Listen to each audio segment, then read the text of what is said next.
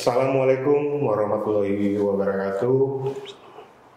Salam PKN, salam angka 9. Waduh. Yuk, Ya, karena saya manggilnya Yu aja ya. Ya. Nggak apa-apa ya, atau gua ketum, pakai ketum. nama aja.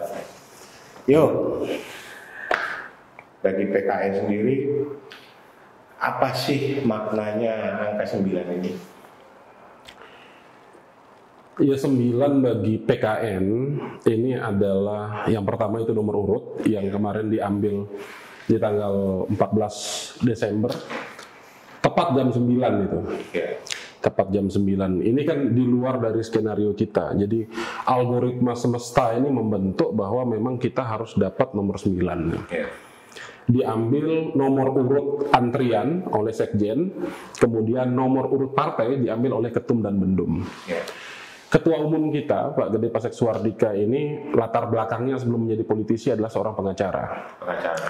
Pengacara itu hurufnya juga 9. P, E, N, G, G, H, G, A, C, A, R, A. Pengacara. 9. Itu satu. Yang kedua, P, E, N, G, A, C, A, R, A. 9 kan? Iya. Siapa mau bantah itu? Nusantara juga 9. Nusantara 9, Indonesia 9. Indonesia Jadi hampir semua itu tidak ada yang membantah bahwa 9 ini adalah angka yang memang istimewa gitu. Kalau dalam pengabjatan kan sebelum angka 10 itu kan 2 digit ya. Tertinggi itu 9. Kemudian yang kedua, karena tadi dibilang saya orang muda itu 9 juga tuh. Orang muda dihitung tuh 9 juga. Ini algoritma semesta. Karena kita tidak bisa merencanakan. Kalau kita mau rencanakan, tentunya tidak mungkin nomor urut yang kita antrian itu dapat nomor 10, tidak mungkin. Kalau kita mau merencanakan, pasti kita minta nomor antrian itu nomor 1. Tapi karena ini semua sudah diatur, kalau orang Islam tuh bilang sudah ditulis di dalam Lauhul Mahfuz untuk kita dapat nomor 9. Wali Songo juga 9. Wali Songo 9. Bahkan ketum kita, sekjen kita, bendum kita ini kan memang membidangi partai baru, tapi beliau-beliau ini orang lama gitu ya, orang lama. Jadi ketum dan bendum ini kan pernah diantarkan menjadi anggota legislatif dari partai nomor 9. Waktu itu membantah. Siapa membantah? Tidak ada yang bisa membantah itu. Artinya memang 9 ini menjadi angka yang terbesar dalam hitungan 1 digit. Yang kedua menjadi harapan sebenarnya. Kalau yang lain tidak dapat angka 9 sebenarnya malu-malu aja. Karena dia sebenarnya pengen dapat nomor 9. Nah, karena itulah kemudian kita dapatnya pas di angka 9. Dan ini diperkuat kata Nusantara itu ada 9. Partai yang kita ambil. Partai Kebangkitan Nusantara. Sebenarnya maknanya itu Partai Kebangkitan ya 9 tadi. Partai Kebangkitan 9. Nusantara itu. Karena 9. Oke. Ya ketua umum kita Pak Pasek waktu itu jadi anggota legislatif juga dengan nomor 9. Iya, dari partai nomor 9 pada saat itu. Bendahara umum kita dari partai Bang nomor Mirwan 9. Amir juga jadi legislatif dari partai dengan nomor urut 9. Iya. Artinya nomor 9 ini punya arti yang begitu besar bagi PKN. Ya, jadi apa yang kita sampaikan tadi bukan bahasa-bahasa langit sebenarnya, tapi itu adalah bahasa yang membumi dan mengakar sebenarnya. Siapa orang yang tidak mensepakati 9 ini adalah angka yang memiliki arti kebahagiaan, angka yang memberikan arti hoki gitu. Siapa yang mau membantah itu? Dari seluruh disiplin ilmu, dari seluruh lintas agama, menyepakati angka 9 itu. Andai kata 9 ini tidak disepakati sebagai sebuah angka yang hebat gitu ya, tidak mungkin dalam hitungan kayak Wali Songo pemilihannya kan angkanya 9. Kenapa tidak 10 misalnya, ada 9 gitu. Ya itulah sekelumit. Tapi ya tadi apa yang kita sampaikan ini kan algoritma semesta yang bukan sebatas bahasa langit tapi bahasa bumi yang sudah mengakar gitu. Yang mengakar dan ini semua sudah diterima dalam konteks apalagi bicara angka 9 dalam kenusantara ini sudah sangat membumi gitu. Bicara Nusantara kita berbicara tentang kapan sebenarnya nama Nusantara ini muncul. Indonesia ini ketika dia merdeka itu ada rapat BPUPKI, Badan Persiapan Usaha-Usaha Kemerdekaan Indonesia, kemudian ada PPKI, Panitia Persiapan Kemerdekaan Indonesia. Di situ ada satu tokoh namanya Muhammad Yamin. Dalam rapat itu yang dipimpin oleh KRT Rajimanudio di Ningrat, Yamin akhirnya menyampaikan tentang maha dahsyatnya Nusantara. Pada saat penyampaian itu dia menyebut satu nama. Ada nama Gajah Mada. Gajah Mada itu 9. Jumlahnya 9. Tapi karena memang tarik-menarik pembicaraan, yang namanya rapat lah di usia-usia masih muda, ternyata dialektika rapat untuk menghangatkan suasana kebangsaan kita pada saat itu terjadi. Akhirnya penyampaian tentang kemahadahsyatan Nusantara itu di stop dengan puisi dari Muhammad Yamin. Setidaknya kita bisa mengatakan angka 9 ini bukan hanya hari ini, sama seperti kita bicara bendera kita ini Indonesia, bendera merah putih. Merah putih ini bukan lahirnya 17 Agustus 45, bukan. Ditarik ke belakang, itu sudah ada. Bahkan Yamin dalam bukunya itu mengatakan 6.000 tahun usianya merah putih. Tapi bicara merah putih ini logo kita sendiri, merah putih ya. Ini jumlahnya 9. Jumlahnya angkanya 9. Jadi merah putih yang kita jadikan dasar ini, yang menjadi simbol ini sebenarnya ini kan simbol kejayaan di laut gitu ya. Iya, merahnya 5, putihnya 4. Oleh Majapahit dianggap ini adalah getah-getih gitu. Nah, makna warna merah dan putih ini usianya udah 6.000 tahun. Di Nusantara itu sudah 6.000 tahun. Jadi bicara merah putih ini di setiap daerah pada saat itu sudah memaknai merah darah kita, putih tulang kita. Artinya bukan bahasa yang baru. Sama seperti angka 9 tadi. Jadi bicara Nusantara atau bicara merah putih Indonesia ini maknanya sama. Adalah sesuatu yang ditarik dari akar sejarah kita. Nah, yuk. Oke, kita masalah angka 9 itu udah pasti angka 9 itu adalah PKN adalah 9. Ya. Nah, sekarang kita bicara soal sebagai orang muda. Sebagai orang muda, bagaimana Glorio melihat dari pandangan Glorio tentang orang muda sendiri, tentang pemilihan orang muda sendiri terhadap pilihan politiknya. Nama PKN ini sendiri kan kalau dilihat ini ada 3 kata ya, ada 3 itu, ada partai, ada kebangkitan, ada Nusantara.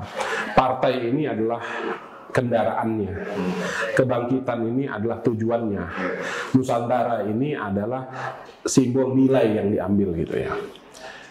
Bagi anak-anak muda yang mencita-citakan bangsa yang bagus ke depannya adalah bangsa yang atau anak muda yang tidak lupa dari akar sejarahnya.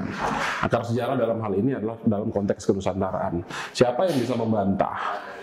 Jadi kejayaan kita ini bukan kejayaan ke dalam, tapi kejayaan keluar. Siapa yang mau membantah betapa luasnya wilayah Nusantara, betapa hebatnya orang-orang Nusantara? Tidak ada yang bisa membantah. Artinya itu kemudian menjadi modal dasar kepercayaan diri kaum muda untuk kemudian dia membesarkan bangsanya. Karena kalau bangsa ini tidak dibesarkan oleh orang muda, mau berharap sama orang tua udah selesai, sudah urusan. Karena dulu dialektika menuju kemerdekaan itu dilakukan oleh anak-anak muda. Kita lihat dalam rapat BPUPKI, rapat PPKI, atau pergerakan apapun pada saat itu motor penggerak utamanya adalah anak muda. Nah, sehingga kalau sekarang bangsa ini kita mau bawa ke arah yang lebih baik, tentu anak muda sebagai motor ini harus memiliki ide dasar dulu nih. Karena kalau dia ingin membuat bangsa ini besar, tapi tidak punya nilai apa yang mau membesarkan bangsa ini, selesai sudah urusan. Tidak ada. Artinya anak muda jangan anti politik, jangan anti partai politik, jangan anti berpolitik. Ya. Dulu periodisasi 65 pada saat Suhokgi ini dalam bukunya catatan seorang demonstran itu tergambar jelas, bahkan di filmnya itu tergambar jelas bahwa awalnya dia adalah orang yang anti terhadap politik. Tapi ketika menemui satu kondisi di mana politik yang disepakati oleh dia itu adalah sebuah kondisi yang kotor, dalam suatu kondisi dia harus masuk ke sana untuk melakukan perubahan. Karena kalau kita menjadi penonton hanya dari luar, kita ke depan tidak bisa menjadi tuntunan. Kita hanya menjadi tontonan bahwa kita tidak berbuat apa-apa. Oke, menarik obrolan kita dengan wakil ketua umum muda kita ini tentang bagaimana makna angka 9 dan seperti apa harusnya orang-orang muda kita ke depan. Artinya bahwa ketika kita ingin membuat sebuah perubahan, maka kita harus masuk ke dalam sistemnya. Sistemnya apa? Politik, partai politik sebagai kendaraan untuk merubah sistem itu sendiri. Nah, kalau seandainya orang-orang muda anti politik, anti berpolitik, maka sudah, artinya arahnya juga arah kemajuan Indonesia ke depan, juga kebangkitan Indonesia ke depan juga akan ngambang lagi nih. Kalau anak muda sudah mulai anti terhadap politik, bisa dipastikan 100% anak muda yang anti politik itu sudah memberikan garansi masa tuanya itu akan tidak baik-baik saja. Karena apa? Tidak ada sesuatu yang dia perbuat, tidak ada investasi yang dia berikan untuk bangsanya. Maka itulah yang dikatakan hidup dengan penuh kesia-siaan. Nah, tentunya walaupun konteks politik ini ada konteks baik dan konteks buruk, tentunya kita harapkan partai kita ini bisa menjadi partai yang cukup idealis lah. Artinya karena ide-ide kita ideal dan langkah kita nanti idealis, itu yang kita harapkan itu mengawal lah. Supaya kita tidak lari dari apa sih sebenarnya value, apa sebenarnya nilai yang kita mau angkat gitu. Seperti kita ini kan menjadikan dasar Saripati Nusantara nih ketika kita peros melahirkan dua nilai utama. Ada nilai gotong royong, ada nilai berdikari. Nah, nilai gotong royong ini penting. Kenapa bangsa ini sampai saat ini belum maksimal majunya? Karena ada nilai gotong royong tadi yang sudah hilang. Dan kita sudah membuktikan gotong royong itu dengan membangun partai dan akhirnya lolos dengan 3 etape sampai lolos di pengumuman KPU dengan nomor 9 tadi. Menurut Glorio, beralasan nggak sih kalau seandainya kalau mau berpolitik harus punya uang? Enggak. Yang penting punya ide, punya gagasan. Karena politik itu bicara ide dan gagasan. Dan mau turun. Pemilih itu orang sudah mengklasifikasi, ini bukan kata saya secara pribadi, ini mengklasifikasi pemilihnya ada 3 kategori. Satu, pemilih rasional, yang kita harapkan pemilih rasional ini mayoritas anak muda yang bisa diajak bertukar pikiran, bertukar pandangan, baku hantam secara intelektual di situ. Kemudian yang kedua, setelah dia rasional ada tradisional, pemilih-pemilih tradisional, dan yang ketiga pemilih transaksional. Masa depan bangsa ini akan lebih bagus ketika pemilih transaksional ini ruang lingkupnya dipersempit. Karena apa? Ketika pemilih transaksional ini mayoritas, kita beli suaranya dengan harga 300.000, itu sudah transaksional sampai saat itu. Kalau ketika dia menuntut sesuatu nanti ke depan sudah tidak ada, karena ini kan beli putus itu. Cara memperkecilnya? Memperkecilnya memperluas pemilih-pemilih rasional, menyampaikan apa sih sebenarnya quo vadis, apa sebenarnya arah tujuan kita berpartai ini apa. Diferensiasi Partai Kebangkitan Nusantara ini sudah sangat jelas. Ada ide yang kita usung tidak semata-mata menggunakan nama Indonesia, walaupun kita dalam konteks keindonesiaan. Tapi yang kita bawa ini adalah kenusantaraan dalam skup yang lebih luas sebenarnya. Nusantara ini kita sudah menerima bentuk kemajemukan yang sangat luar biasa, dan itu coba kita terapkan di dalam keindonesiaan kita. Contohnya formasi ketum, sekjen, dan bendum ini tidak dari satu pulau dan tidak dalam satu agama. Ketum kita ini berasal dari Bali, provinsi Sunda Kecil yang dulu masuk dalam wilayah wilayah negara Indonesia Timur. Kemudian yang kedua, sekjen ini orang Rembang, orang Jawa Tengah. Yang ketiga, bendumnya ini orang Aceh. Orang Aceh ini adalah Aceh ini adalah provinsi terbarat kita. 2 ketumnya, satunya orang dari Maluku, satunya dari orang NTB. Kalau bicara kemajemukan udah selesai kita nih. Nah, ditambah lagi orang berkeyakinan kita partai ini selain ketumnya itu orang dari Bali ini kan provinsi yang kecil, lebih kecil daripada Pulau Jawa, daripada Pulau Kalimantan, daripada Pulau Sulawesi, daripada Pulau Sumatera. Provinsi yang kecil berada di gugusan Nusa Tenggara. Kalau dulu masuk wilayah negara Indonesia Timur. Sudah dari Bali, agamanya Hindu lagi, sudah minoritas. Tapi karena kita menerima kemajemukan itu dalam satu tagline besar Mitra Kasa Tata, jadi bersatu dalam persahabatan, kita tidak melihat itu. Karena kalau kita berdebat tentang politik identitas, kita berdebat tentang perbedaan ini, perdebatan itu sudah selesai di kakek buyut kita dulu sebenarnya. Ngapain kita wariskan masalah kebencian? Jadi kita nggak perlu ikutan lagi. Nggak perlu, itu udah selesai sebenarnya. Di PKN itu udah selesai. Sudah selesai. Dia yang penting kita ini satu, kita menerima kemajemukan. Yang kedua, kita ini kan tidak dalam bentuk yang menerima konsep oligarki. Sehingga yang kita tawarkan adalah antitesa dari oligarki yang namanya meritokrasi. Bagaimana menjadi utama di antara yang setara. Mau dari mana kamu, mau agamamu apa, mau dialek, logat, cara bicaramu bagaimana. Tidak penting, yang penting ide gagasanmu mau sama-sama membesarkan bangsa. Oke. Menarik obrolannya dan luar biasa pemikiran-pemikiran dari Wakil Ketua Umum Muda kita ini. Demikian pembicaraan kita, obrolan kita saat ini.